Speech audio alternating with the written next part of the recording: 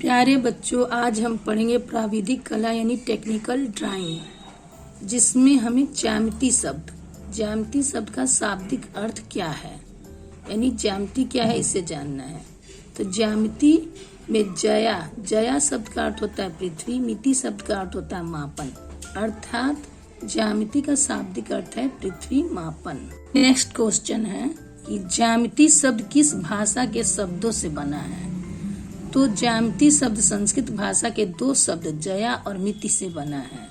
Next, ज्यामिति को यूनानी भाषा में क्या कहा जाता है। ज्यामिति को यूनानी भाषा में जियोमेट्री यानी ज्योमेट्री भी कहा जाता है। ज्यामिति को और क्या कहा जाता है। तो ज्यामिति को रेखा गणित भी कहा जाता है।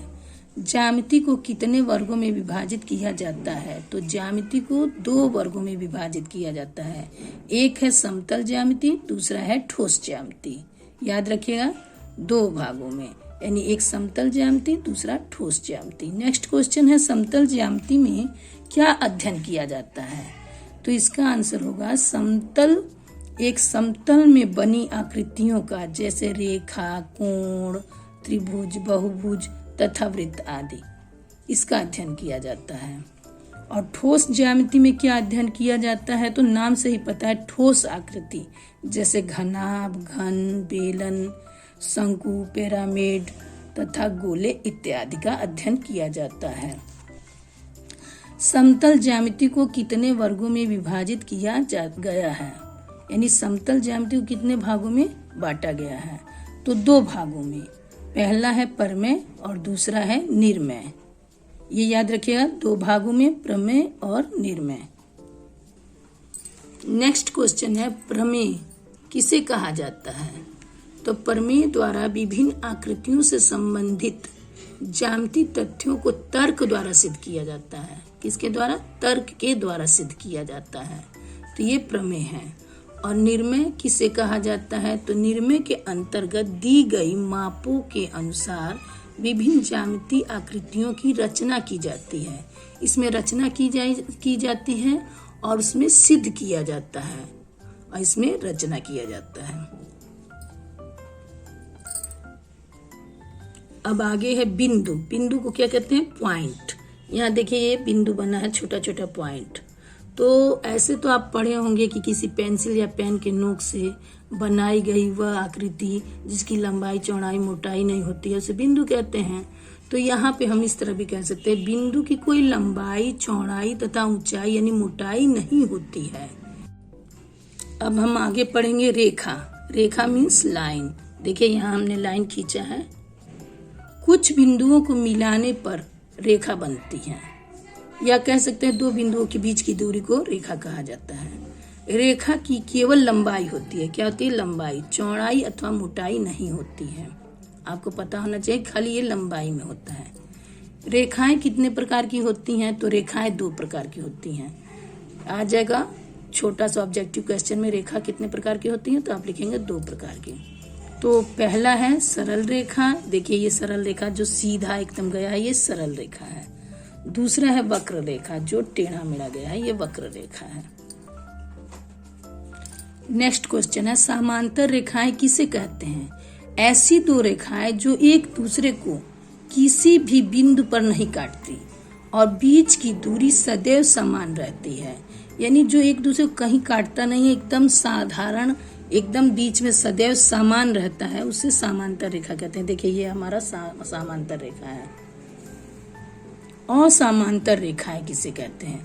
ऐसी दो रेखाएं जो बढ़ाई जाने पर एक दूसरे को किसी बिंदु पर काटती हैं। असमांतर रेखाएं अथवा प्रतिच्छेदी रेखाएं कहलाती हैं। यहाँ क्वेश्चन एक और बन जा रहा है, प्रतिच्छेदी रेखाएं किसे कहते हैं। तो ऐसी रेखाएं जो किसी बिंदु पे एक दूसरे को काटती हैं, तो प्रतिच्छेदी रेखाएं कहलाती हैं। तो ये असमांतर रेखाएं हैं, ये समांतर रेखाएं हैं। क्षैतिज रेखाएं किसी समतल आधार जैसे पृथ्वी के समांतर खींची गई रेखाएं क्षैतिज रेखाएं कहलाती हैं, जिसे हॉरिजॉन्टल लाइंस भी कहा जाता है। नेक्स्ट है ऊर्ध्वाधर रेखाएं, जिसे वर्टिकल लाइंस भी कहा जाता है। किसी समतल आधार जैसे पृथ्वी के लंबवत खींची गई रेखा ऊर्ध्वाधर रेखाएं कहलाती हैं। ऊर्ध्वाधर रेखाओं को ऊपर से नीचे की तरफ खींचा जाता है।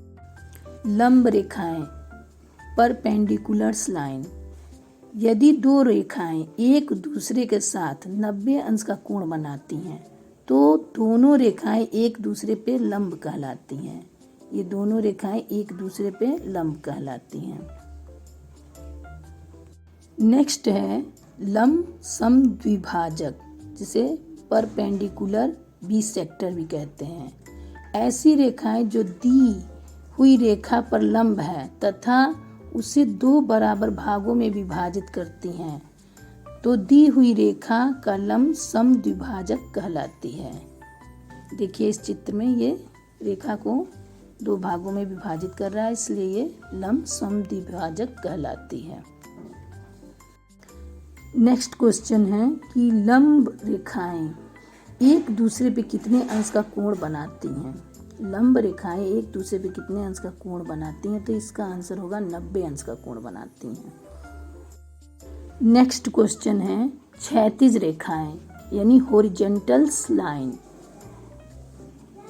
किस ओर से किस ओर खींचना चाहिए, तो इसका उत्तर होगा क्षैतिज रेखाएं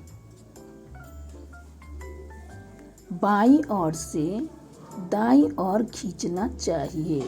क्षैतिज रेखाएं बाईं ओर से दाईं ओर खींचना चाहिए।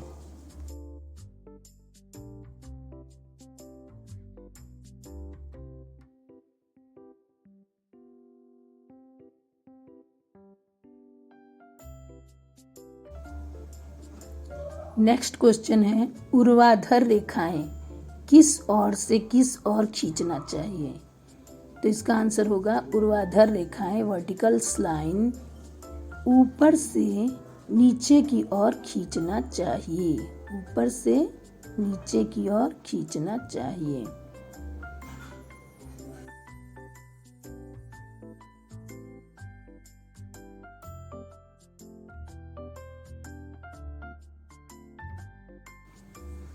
तो स्टूडेंट इस वीडियो में आप लाइंस के बारे में अच्छे से समझ गए होंगे कि लाइंस कितने प्रकार के होते हैं, कैसे होते हैं, किसको क्या कहते हैं। नेक्स्ट वीडियो में हम कोण यानी एंगल और त्रिभुज यानी ट्रायंगल के बारे में पढ़ेंगे कि किसे कहते हैं और कितने प्रकार के होते हैं। तो जल्दी ही आपका नेक्स्ट वीडियो भी आने वाला है। इस वीडियो को आप लोग पढ़िए, समझिए, देखिए और लिखिए। थैंक्स।